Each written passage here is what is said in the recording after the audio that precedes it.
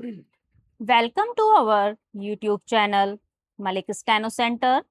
Today, we will write the Hindu editorial dictation with 80 words per minute. Dictation will start after 5 seconds.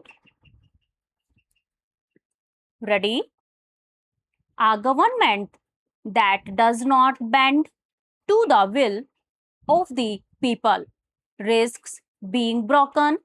The resignation of Dharmendra Pradhan as Union Education Minister after a sustained agitation by youth led by the satirically named Cockroach Janta Party is more than just a ministerial casualty of the paper leaks scandal. It is a seminal moment in the unveiling of what political scientists describe as the Bharatiya Janata Party dominant party system in Indian democracy, which allows little elbow room for a fragmented opposition. Entrance examinations are the gatekeeping mechanism that determines which young Indians get to enter the narrow but reassuring world of formal employment later on. In a country where most work remains in the grinding, unorganized sector, repeated leaks across several examinations have turned an apparatus for testing merit into one of widespread graft. Close to 20 lakh candidates were made to take the national eligibility cum entrance test. Undergraduate, again after grueling preparation that coincided with their school examinations. Several students did not survive the ordeal. The grievance bound youth across castes and religions.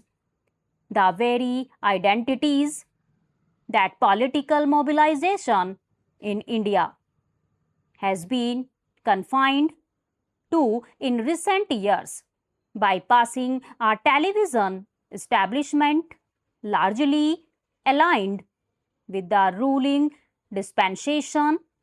The faceless protesters built support on social media within days.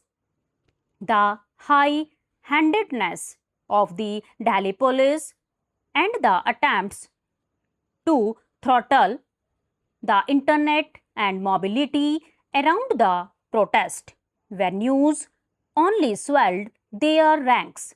The government eventually found that this agitation could not be crushed, swayed, split, distracted, or left to dissipate, as others have been over the past 12 years. It was forced to negotiate, and in the face of the CJP's rightful stubbornness, Mr. Pradhan's continuation became untenable. The nothing to lose desperation of the protesters gained a political halo that came from their non alignment with electorally focused established parties. This was a moment that could not be hijacked or undermined by the political elite, whether of the opposition or of the government. But Mr. Pradhan's announcement of his resignation does not inspire confidence. Instead of accepting moral responsibility for the failures in the conduct and the marking of various examinations, He tactfully sought to present his stepping down as an attempt to prevent anti-national elements from exploiting the situation created by the protests. Evident in his resignation letter is the government's mindset that sections of the students were acting against the Indian state with ulterior motives. This is also part of the same narrative that prompted the Delhi police to meet the protests with shock batons, pellet guns, and lathis with nails.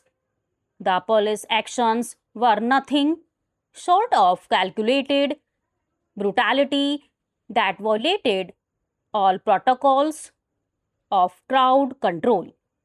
The resignation is a tactical retreat on the part of the government, not a realization of mistakes made.